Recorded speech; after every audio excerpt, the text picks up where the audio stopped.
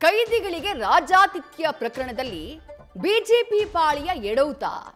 BJP ಈ ವಿಚಾರವನ್ನ ಪರಪ್ಪನ ಅಗ್ರಹಾರದಲ್ಲಾಗಿದ್ದಂತಹ ಅಕ್ರಮ ಏನಿದೆ ಆ ಅಕ್ರಮ ಪ್ರಕರಣವನ್ನ ಬಹಳ ಸ್ಟ್ರಾಂಗ್ ಆಗಿ ಆಡಳಿತ ಪಕ್ಷ ಕಾಂಗ್ರೆಸ್ನ ವಿರುದ್ಧ ಬಳಸಿಕೊಳ್ಳುವುದಕ್ಕೆ ಅವಕಾಶ ಇತ್ತು. ಆದ್ರೆ ರಾಜ್ಯ ಬಿಜೆಪಿ ನಾಯಕರು ಅದನ್ನ ಮಾಡಲಿಲ್ಲ ಅಂತ ಹೇಳಿ ಹೈಕಮಾಂಡ್ ಗರಂ ಆಗಿದ್ಯಂತೆ. ಸರ್ಕಾರದ ವಿರುದ್ಧ ಒಂದು ಒಳ್ಳೆ ಅಸ್ತ್ರ ಸಿಕ್ಕಿತ್ತು.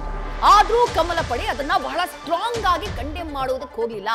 ಮಾತನಾಡಿದ್ರು, ಹೇಳಿಕೆಗಳನ್ನ ಕೊಟ್ರು, ಆದ್ರೆ ಮಾಧ್ಯಮದ ಹೇಳಿಕೆಗಷ್ಟೇ ಅದು ಸೀಮಿತ ಆಗ್ಬಿಡ್ತು.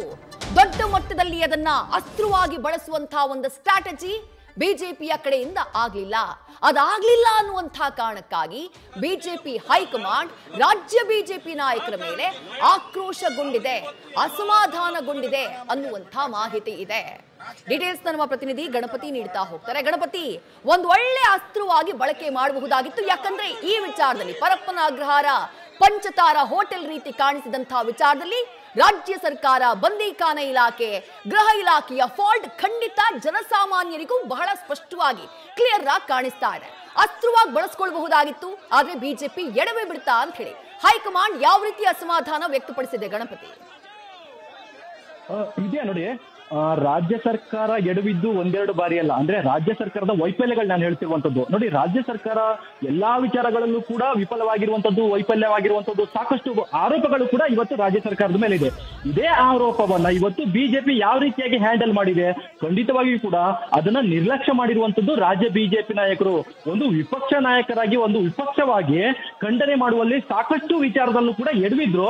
ಇವತ್ತು ಈ ಪರಪ್ಪನ ಅಗ್ರಹಾರ ಘಟನೆ ಇದೆಯಲ್ಲ, ಇಲ್ಲೂ ಕೂಡ ಇವತ್ತು ಬಿಜೆಪಿಯರು ಎಡವಿದ್ದಂಥದ್ದು ನೋಡಿ. ಶನಿವಾರ ಈ ಪ್ರಕರಣಗಳು ಬೆಳಕಿಗೆ ಬರುತ್ತೆ, ವಿಡಿಯೋ ಕೂಡ ವೈರಲ್ ಆಗುತ್ತೆ.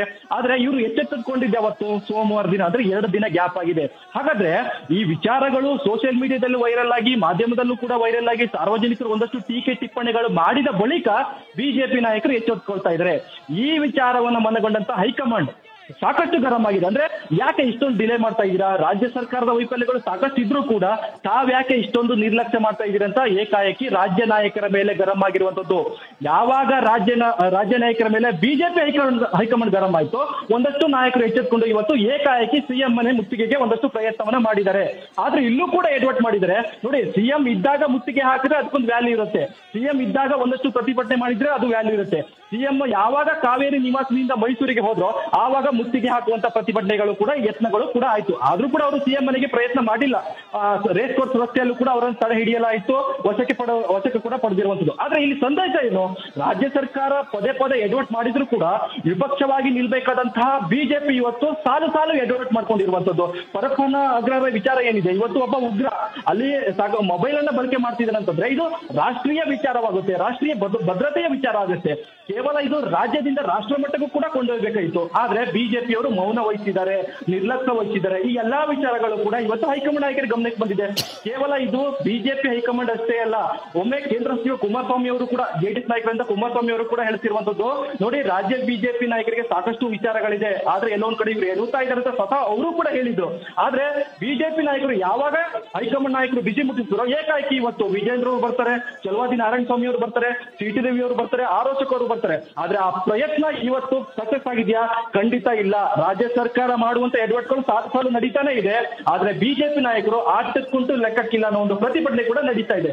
ಹೀಗಾಗಿ ಸರ್ಕಾರವನ್ನ ಬಿಸಿ ಮುಟ್ಟಿಸಬೇಕಾದಂತ ವಿಪಕ್ಷ ಇವತ್ತು ಸರಿಯಾದ ಕೆಲಸ ಮಾಡ್ತಾ ಇಲ್ಲ ಅಂತ ಬಿಜೆಪಿ ಹೈಕಮಾಂಡ್ ಇವತ್ತು ತರಾಟೆಗೆ ತೆಗೆದುಕೊಂಡಿರುವಂತದ್ದು. ವಿದ್ಯಾ, ಥ್ಯಾಂಕ್ ಯು ಗಣಪತಿ, ತಮ್ಮೆಲ್ಲ ಡೀಟೇಲ್ಸ್ಗೆ. ನ್ಯೂಸ್ ಫಸ್ಟ್, ನಿರ್ಭೀತಿಯಿಂದ ನಿಮ್ಮ ಪರವಾಗಿ.